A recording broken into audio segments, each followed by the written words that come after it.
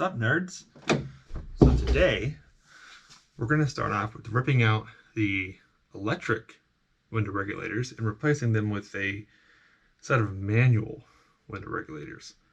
Why? Because my doors no longer have power, so I can't get the window down. And for a lot of the events I run, I have to have the windows all the way down. So we're going to do blasphemy and do a manual window swap on an SVT Focus. So come along. Okay, so from what I could tell, looking at the one I have over there, the window is literally just held onto the regulators by two sets of pinchy boys. And those pinchy boys are held together by a 10mm. So we should be able to loosen that. But my conundrum is I need to have the window slightly down to get the window out. Am I gonna have to jump wire or hot wire this somehow? Oh boy. Okay, I think I've solved my issue here. I've jumpered two wires to the battery. Positive. Oh no. Negative. Red and white. Positive. Solid. Red. Now, I go. Something's happening there. Hold on. Let's try switching them, because this switch relies on reversing polarity.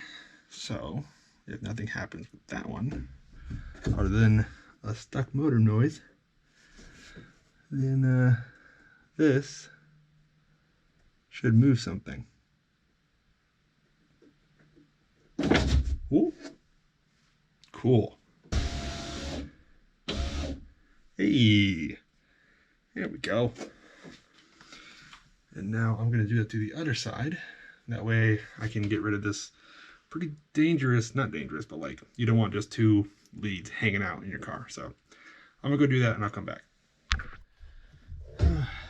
Figured I'd record this bit in case I shatter the window. Okay, there's one. Removal distance is about 2/4 of the way, 2/3 of the way up actually. So you can get at that bolt there, and then there's one right in there.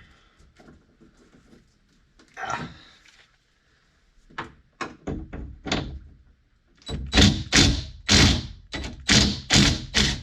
Whew, okay.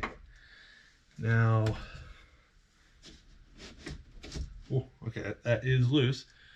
What do I do with the window once it's loose? What is the shape of this thing? I think the move will be to pop it on the back side of the clamps and then rotate the nose down and out it should come. So let's try that.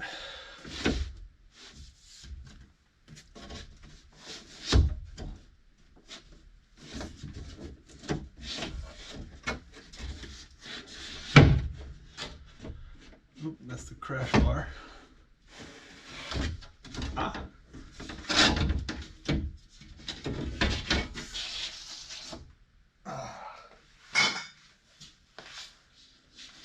Aha. Neat. This would be the perfect time to order plexiglass.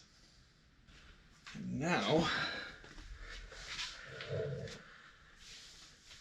I think I just put the runner all the way down and unbolt it and snake it out. So that should be good. All right. I've gotten the regulator all the way down. We're going to unplug the motor and start zipping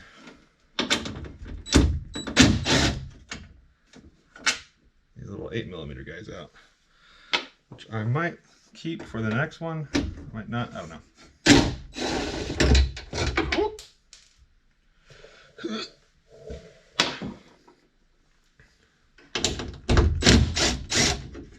think this is like a cable connection between there. Yeah, okay. So there's some movement in the system itself, which is fine.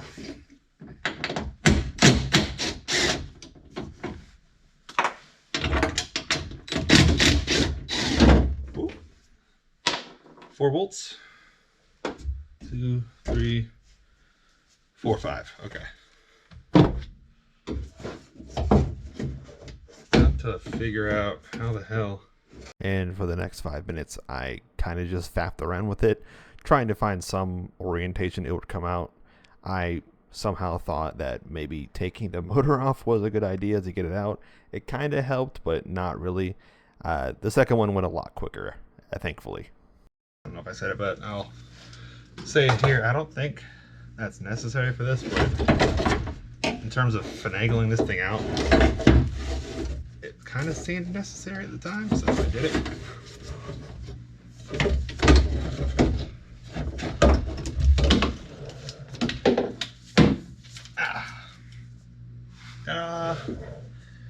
The whole thing was like that, pretty much.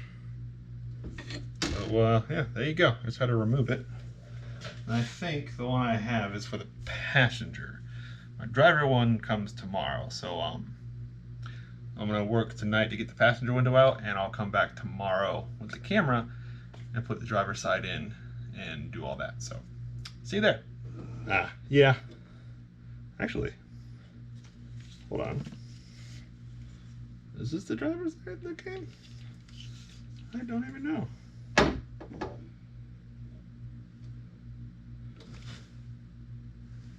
Because over there, it'd be like that. And that is the, I think this is the driver's side. Huh, might be knocking this out tonight then. That way, this part of the video is actually done. All right, so it turns out the one that came today is the driver's side, so I'll be able to wrap this up today, hopefully. Also happen to have some new hardware on the side here, so now it's just a matter of finagling a new one in and getting it mounted up as intended. So that should be good. Also went through and took the rest of the what was left of the loom out of the door because it's no longer needed. I did leave myself a bit on the actual door connector loom on the off chance electronics of some sort go back into the door. I'll have some wires to use, but I don't foresee that happening. So let's grab our new shiny boy. Look at that guy. He's going to come in right about there. All right, to save some more time, it's basically the reverse process. Fold it up, finagle it in there, throw some bolts in. I yap for a bit about thread engagement for no real reason. Overall, this was a pretty simple project once you kind of get into it and figure out how things are supposed to be oriented and bolted together, so I liked it. All right. Got it clean. Not perfectly clean, but good enough for a race car. And I'm going to attempt to do the reverse of how I got it out, which is coming from the outside, bring it in, and there you go. Again, just want to stress this is the first time I've done anything like this. So this took a little bit of faffing around to get it in the right track and everything aligned correctly and moving up and down smoothly and everything else. So also kind of nervous about like breaking the mechanism at first until I wound it up and down a couple times, but I'm happy with it.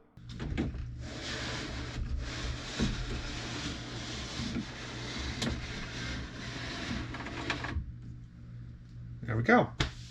We got windows.